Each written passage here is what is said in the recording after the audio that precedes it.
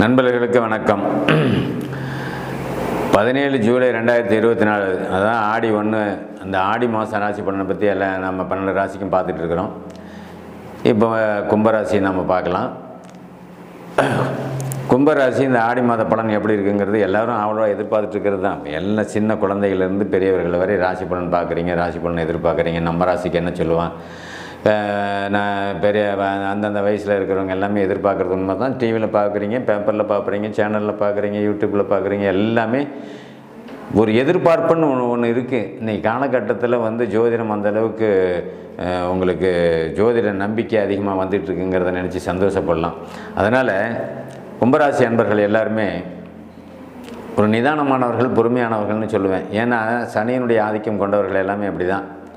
என்ன தான் திசாபுத்தி நடந்தாலும், என்ன தான் குரு பயிற்சி, சனி பயிற்சி, ராகுகேது பயிற்சி, மற்ற கிரகங்களுடைய வலிமை இருந்தாலும், நல்ல திசாபுத்திகள் நடந்தாலும் கூட ஜென்மச்சனியின் ஆதிக்கம்தான் மேலோங்கி நிற்கும் அப்படிங்கிறது தான் உண்மை. அதனால் உங்களுக்கு கும்பராசி அன்பர்கள் எல்லாமே இந்த 2025 ஏப்ரலுக்கு பிறகு படிப்படியாக சதய நட்சத்திரக்காரங்க வெளியே வந்துட்டுருக்கீங்க. சதய நட்சத்திரக்காரர்கள் எல்லாருமே இந்த 2025 ஏப்ரல் அப்படி சொல்லணும். குறிப்பாக இந்த மாதத்துலேருந்தே நீங்கள் ரிலீஃப் ஆகுறீங்க. முழுமையாக வெளியடைகிறது புரட்டாதி நட்சத்திரக்காரர்களுக்கெல்லாம் 2025 ஏப்ரல்னு நான் சொல்லிடுவேன். இப்போ எல்லாமே எதிர்பார்ப்புன்னு ஒன்று இருக்குது. 7 லட்சம் நடந்துட்டுருக்குறேன், நிறைய கடுமையான பாதிப்பில் இருக்கிறீங்க, பொருளை இழந்திருக்கிறீங்க, பணத்தை இழந்திருக்கிறீங்க, திருமணத்தை பேசி முடித்து அந்த திருமணம் நடத்த முடியாமல் பாதியிலே நின்று போன அமைப்பு, பேச்சுவார்த்தை பண்ணி உறுதி செஞ்சு கேன்சலான அமைப்பெல்லாம் இதில் வந்துடும். ஏன்னா ஜென்மச்சனியினுடைய ஆதிக்கம் மேலாங்க இருக்கும்போது நீங்கள் எதை நோக்கி பயணம் பண்ணுறீங்களோ அது கண்டிப்பாக பண்ண முடியாது அப்படிங்கிறது தான் உண்மை. தொழிலில் வேலையில் செஞ்சுக்கிட்டு நல்ல சம்பளத்தில் இருந்தவங்க வேலையை விட்டுட்டு வந்துட்டுருக்கீங்க.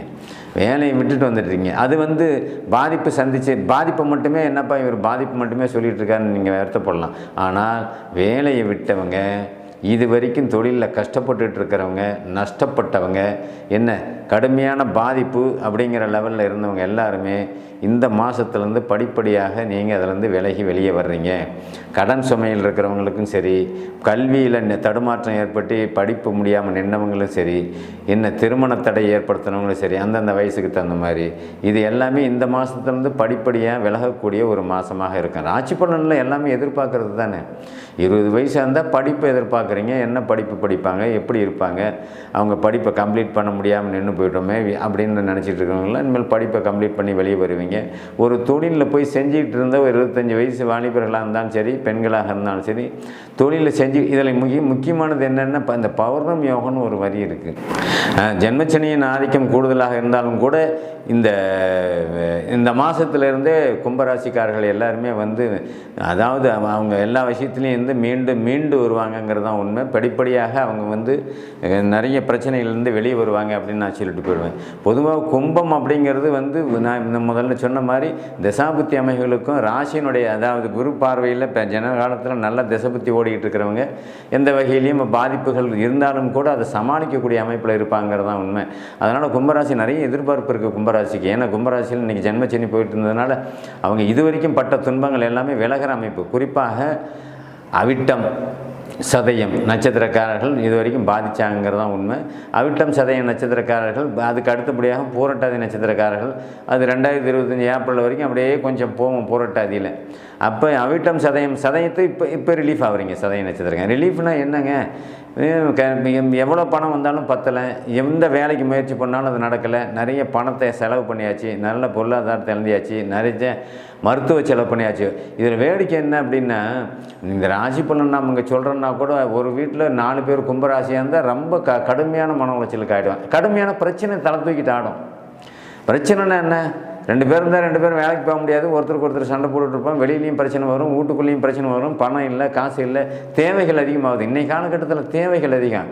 60 வருஷத்துக்கு முன்னாடி தேவைகள்லாம் இல்லை. அவன் என்னென்ன உழைச்சான், காட்டில் போனான், உழைச்சான், விவசாயம் பண்ணான், சாப்பிட்டான், தூங்கினான், அது மட்டும்தான். இன்றைக்கி தேவைகள் அதிகம். வீடு பெருசாக வேணும். அன்றைக்கெல்லாம் வீட்டை 60 வருஷத்துக்கு முன்னே எதிர்பார்க்கல. எந்த ராசிக்காரனுமே சொல்கிறேன் நான். அது மிகப்பெரிய கோட்டீஸ்வரங்க பங்களா இதுன்னு கட்டி வச்சுட்டு அவங்க பிழைச்சிக்கிட்டு இருந்தாங்க. நம்மளை மாதிரி நடுத்தர மக்கள் எல்லாமே 60 வருஷத்துக்கு முன்னே அந்தளவுக்கு இந்த வீட்டு வசதியெல்லாம் வரல. இப்போ 60 ஆண்டு காலமாக தான் வீடு வேணும், அவங்களுக்கு வாகனம் வேணும், டிவி வேணும், வாஷிங் மிஷின் வேணும், ஃப்ரிட்ஜ் வேணும். இந்த தேவைகள்லாம் அதிகமானது இந்த 60 ஆண்டுகளுக்கு பிறகு, இந்த 60 வருஷமாக தான். அப்போ அந்த தேவைகளை பூர்த்தி பண்ண முடியாத, வருமானம் இல்லாத ஒரு அமைப்பை தடுத்து பிளாக் பண்ணி நிற்கிற அமைப்பு தான் இது வரைக்கும் நடந்த அமைப்பு. இந்த மாதத்திலிருந்து கும்பராசியை சார்ந்த நண்பர்கள், சதய நட்சத்திரத்தை குறிப்பாக சார்ந்த நண்பர்கள், இளையவர்கள், நீங்கள் எதெல்லாம் இழந்தீங்க அப்படின்னு அது பட்டியலிட முடியாது, அவ்வளவும் போயிருக்குது. எதை தான் இழந்தீங்க அப்படின்னு அவ்வளவும் போயிருக்குது. கையிலேருந்து பணம் போச்சு, பொருள் போச்சு, மரியாதை போச்சு, கௌரவம் போச்சு அப்படிங்கிறத நீங்கள் ஒரு வகையில் சொல்லிட்டு போனோம். ஏங்க காசு தான் பிரதானமானது, பணமே இல்லைன்னா, பணம் இருந்தால் எல்லாம் நடக்கும்ல. அந்த பணம் நமக்கு கிடைக்கல அப்படின்னா நம்ம என்ன பண்ண முடியும்? எல்லார்கிட்டையும் கையேந்திர நிலைமை வரும். கையேந்திராலும் கிடைக்காது தான் சனி அதை தான் செய்வார். நீ எங்கே போய் நின்னாலும் உனக்கு கிடைக்காம பண்ணி விட்ருவார். அப்போ நிறைய இந்த ராசியில் சேர்ந்தவர்கள் நான் முறை வரல அசிங்க அவமானம் கேவலம்னு சொன்னாலும் கூட எதில் அசிங்கன்னு ஒரு வரை கேள்வி நிறைய பேர் ராசி பலன் எதிர்பார்ப்பீங்க. பொண்ணு பார்க்க போகிறாங்க, 20-25 வயசு, அங்கே போனால் அங்கே ரொம்ப நமக்கு ஒரு மரியாதையே கிடைக்காத அமைப்பு, உங்களை ரொம்ப திட்டி அனுப்பக்கூடிய அமைப்பு, அந்த பொண்ணை பேசாத நீங்கள் அசிங்கப்பட்டு அங்கேருந்து ரிட்டர்ன் வர்ற அமைப்புங்கும்போது அங்கே மன உளைச்சல் தான் ஏற்படும். ஒரு தொழிலில் போவீங்க, போயிட்டு அந்த 1 மார்க் 1/2 மார்க்கில் இன்டர்வியூவில் அவுட் ஆகி வருவீங்க. ரொம்ப எதிர்பார்ப்பு வந்திருக்கும். நான் நல்லா தான் எழுதினேன், நல்லா தான் படித்தேன். இது வேலை பற்றி அமைப்பில் நீங்கள் மனசு விட்டு போயிடுவீங்க. அதுக்கப்புறம் கடனை கேட்டு ஒரு இடத்த வாங்கியிருப்பீங்க, கடன் கேட்டு போயிருப்பீங்க. அவனை நம்பி அந்த இடத்த 1 கோடி ரூபா 2 கோடி ரூபான்னு டெபாசிட் நம்ம நண்பர் கொடுப்பார்னு சொல்லி எதிர்பார்த்து இடத்த நீங்கள் அக்ரிமெண்ட் சைன் பண்ணியிருப்பீங்க. அங்கே பார்த்தா அவன் கொடுக்க மாட்டான். உன்னை நம்ப வச்சு, இல்லை இப்போ என்கிட்ட நான் என்ன பண்ணிட்டோம் அப்படிங்கிற லெவலில் உங்களை நம்ப வச்சு அவர் விட்டுருவார். இது எல்லாமே தான் பாதிப்புன்னு சொல்ல வர்றோம். இது எல்லாமே தான் மன அழுத்தம், மன உளைச்சல்னு சொல்லலாம். இது எல்லாமே தான். அப்போ என்ன பண்ணுவார்? என்ன பெருசாக இன்னும் வாங்கிற மாதிரி அதை இந்த இடத்த அப்படியே உடனே சைன் பண்ணி பணத்தை கட்டுற மாதிரி பேசினேன். இப்போ பணத்தை கட்ட முடியாமல் இருக்கிற, பணத்தை கட்ட முடியலன்னா நீ கட்டின டெபாசிட் இல்லை. எவ்வளோ தூரம் நீங்கள் உங்களை அசிங்கப்படுத்தி விட்ருவோம், அங்கே அவமானப்படுத்தி விட்ருவோம்.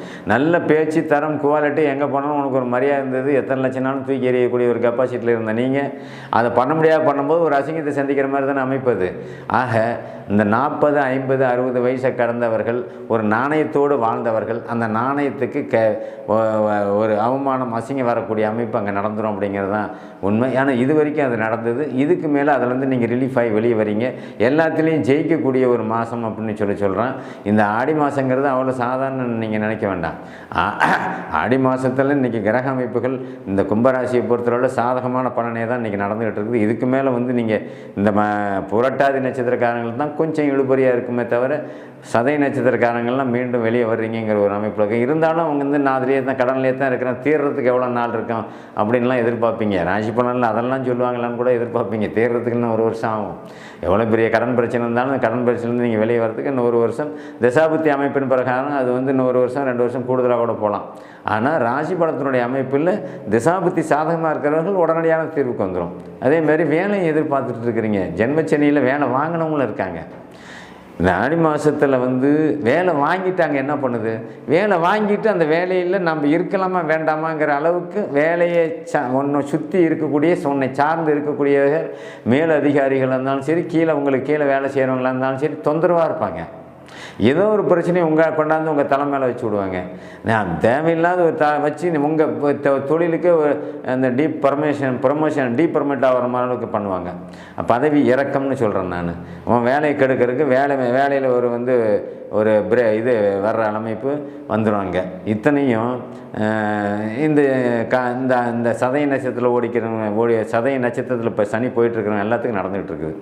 எல்லாத்துக்குமே ஒரு பாதிப்புங்கிறது, அந்த பாதிப்பை ஜீரணிக்க முடியாத அளவுக்கு மனசு கெட்டு போய் அப்படியே நிற்கக்கூடிய அமைப்பு தான்.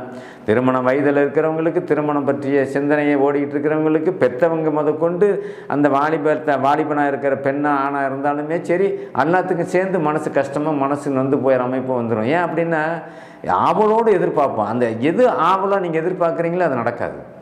அதுதான் அது நடக்காதுங்கும்போது தான் மனம் எப்போ அழுத்தமாக இருக்கும், மனம் எப்போ கஷ்டப்படும், மனம் எப்போ உங்களுக்கு வேதனைப்படும். ராசிங்கிறது மனம் தானே. நீங்கள் என்ன உங்கள் மனம் உங்களை ஆளுமை செஞ்சுட்டு இருக்குது. எப்படி ஆளுமை செய்யுது? நீங்கள் எல்லாம் மற்றவங்களை ஆளுமை பண்ணலாம் அப்படின்னு சொல்லிட்டு போவீங்க. ஒன்று இது கேட்கலான்ட்டு போவீங்க, இதை செய்யலான்ட்டு போவீங்க. செய்ய முடியாத அங்கே சூழல் உருவாகுது. மனம் அப்போ தடுமாறுது. அதுதான் மனம்னு சொல்கிறான். மனம்ங்கிறது சந்திரன்கிறது ராசி. அப்போ அந்த ராசி உங்களை ஆளுமை செய்கிற ராசி. நீங்கள் அதிலேருந்து விடுபட்டு வெளியே வர முடியாத, நீங்கள் நினச்சது நடத்த முடியாத உங்கள் மனம் தடுமாறுதுங்கிறது தான் இங்கே உண்மை.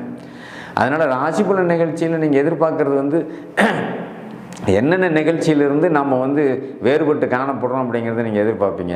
அதனால் மனசில் இப்போ நம்ம எடுக்கிறது பெரும்பாலும் எல்லாருமே எதிர்பார்க்குறது அந்தந்த வயசுக்கு தகுந்த மாதிரி தான் எதிர்பார்த்துட்ருப்பீங்க.